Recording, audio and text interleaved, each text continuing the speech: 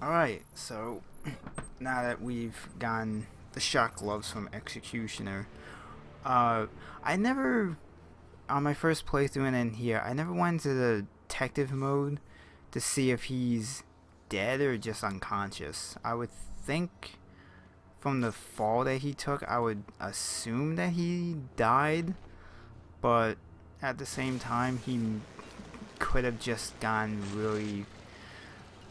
really badly injured but still alive. Um, I don't know.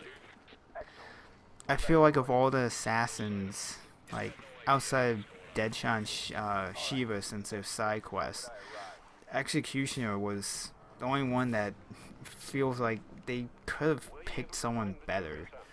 Because the first time you face him, you kick him once and knock him out, and then they keep teasing as you're going through the game that he's taunting you. It's like, hey, I'm 100% better.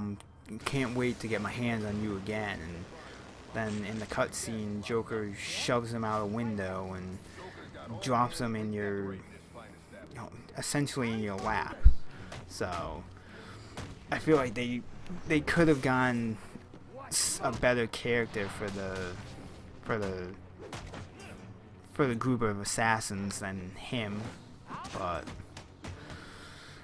I don't know. I guess I'm not sure. I don't know. They couldn't decide on a different character, so they just went with him or something. But now that we have the gloves, all these areas, especially back at the GCPD building, you can finally use those wall-mounted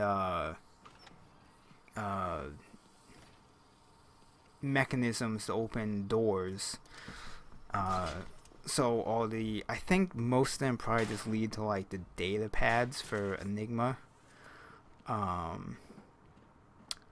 think outside of that, there's really nothing else that they unlock. So,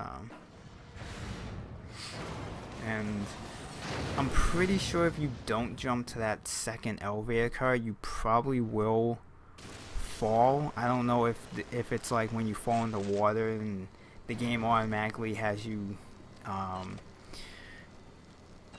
surface or back claw to safety, or if it's like you fall and it resets you to the last checkpoint. So I never stayed on that elevator to find out.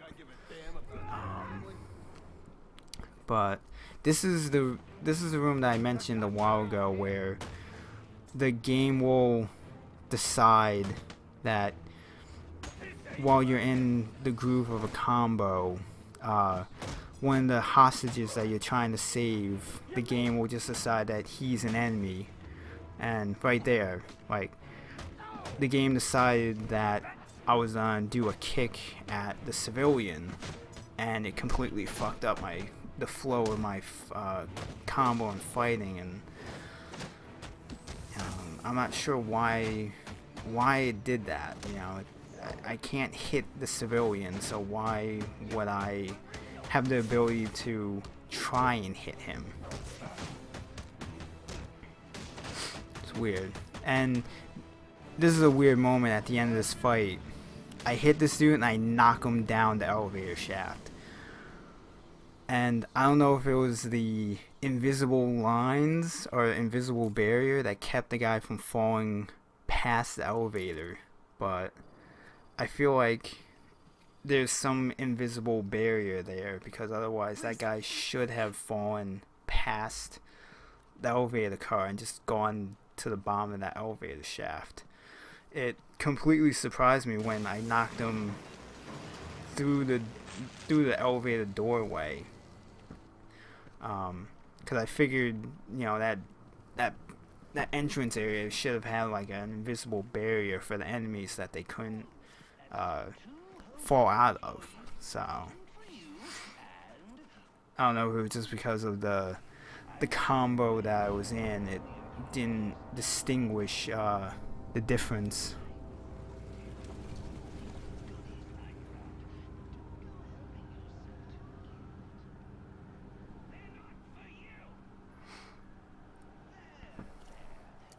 And then I don't know if you, I don't think you can shoot the remote claw at that guy. I think it wants you to do the zip line attack on him. Oh crap! Uh-oh, Batman, hurry! Someone's about to get shot. Since I'm pretty sure it would just be essentially Batman killing the guy. So when you get here, just kind of sneak around the corner so that you can deactivate the turret, because otherwise on New Game Plus I'm pretty sure that turret could really fuck you up. On normal it fucks you up pretty bad, so Don't give him an edge.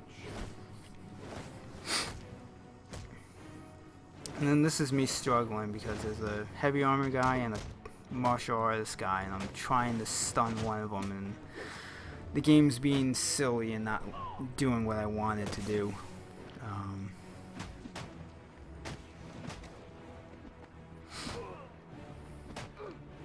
And moments where I should do the ground takedown move, the game wasn't responding to my button controls, so instead of doing that I like punch them and get them back on their feet.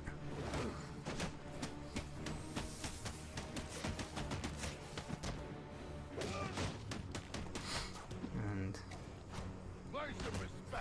yeah, see, like right there, that I don't know why my combo got broken, because I was doing the blocks and everything properly, but the game decided that it was gonna break up my flow or something, I don't know.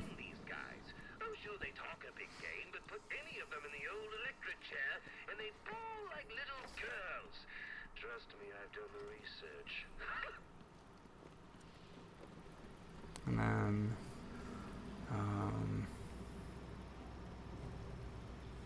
oh yeah, I'm not sure if you accidentally fall. I don't know if you can actually fall into those blades, or if the game will do that, you know, at the very last second he'll shoot his bat claw up to the nearest ledge and save himself, or if you can actually just die right there. That's one of those things I almost want to, on my, just going through the game on my normal playthrough for the collectibles and everything, and just see if I can drop into that propeller and see if you'll just die there, or if the game will prevent you from getting killed there. You know, that's one of those things that I'm always curious about, and how they work that out. And I don't think you can use the bat claw to pull that guy off that ledge. I think you either have to attack him or do the ledge takedown, since I'm pretty sure it would technically kill the guy if you pulled him.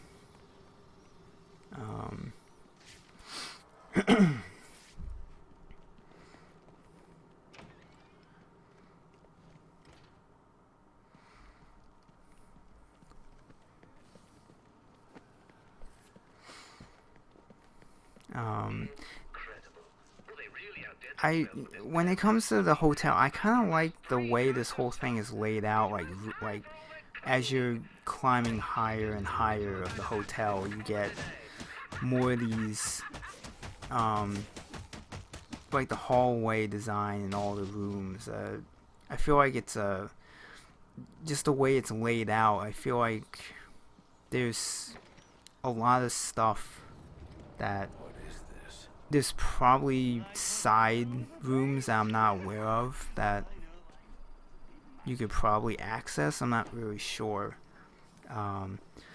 But so this area right here, this was the first area on my normal playthrough where I had used a concussion grenade because of the heavy armor guy, and it did nothing.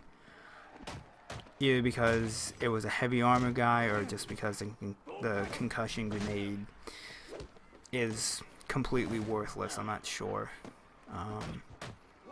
I suppose against a normal enemy it probably does better. I don't know.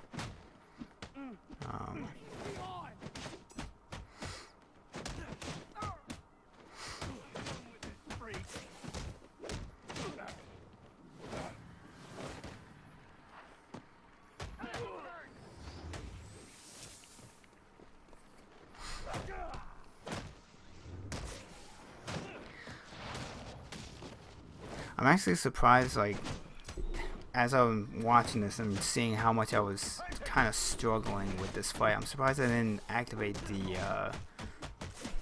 the power gloves, because I was not countering very well like I should have in this fight. Especially since there was a knife guy, and at one point the heavy armor guy had picked up the knife. I'm surprised I just didn't say fuck it and activated the power gloves and clear these guys out really quick.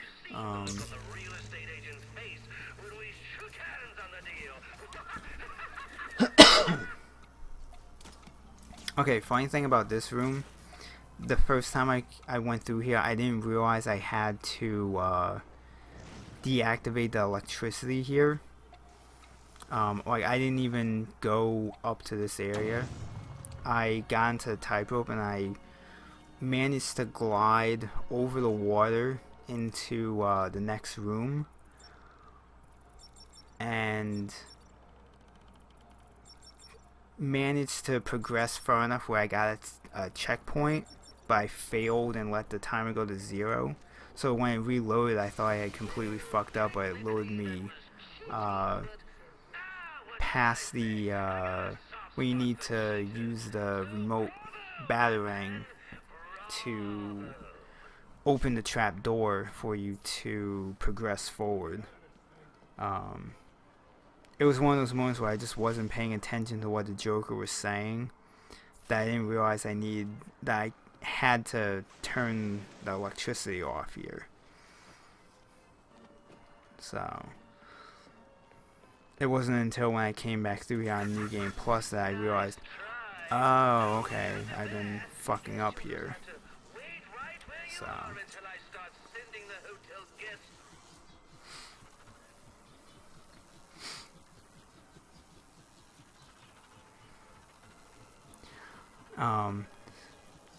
one of the things that I do with the remote claw is that I always put the brake so it moves slower, because if I just let it go at normal speed, I always tend to fuck up and getting it past an object or getting it through that eye. Like, I have it just too high or too much to the left or to the right, so if I slow it down, I always have a better shot at getting it to work properly.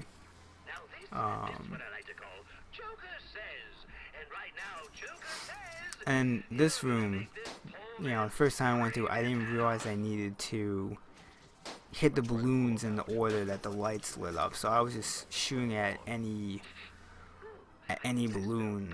Didn't realize that I was essentially killing this guy with electricity. Like, I don't know if you don't hit the right balloons in the right order enough times, if like that guy will get electrocuted, and if it fails you or not, or like what the game will technically do. It's one of those things that I'm kind of curious, like how they would punish you for that.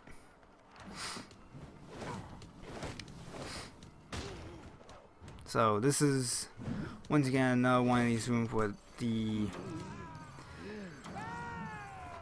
armored enforcer, and there was a point where I was like, you know what, screw this. I'm gonna be cheap in this fight and use the quick explosive gel planting to try and weaken these guys, and somehow I threw I don't know if that was a concussion grenade I threw at the heavy armored enforcer or what I threw at him, but it did jack shit to him anyway. So whatever it was, it was worthless anyway. So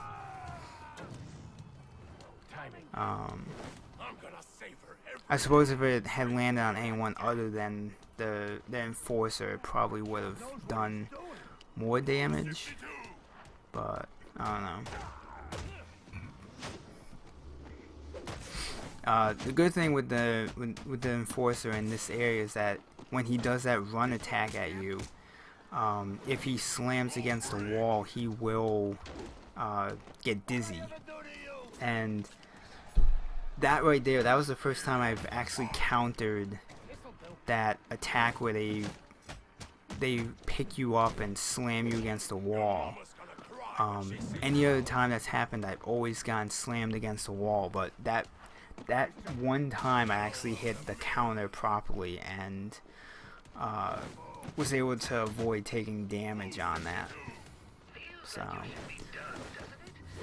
the first and only time probably that I'll do that counter properly.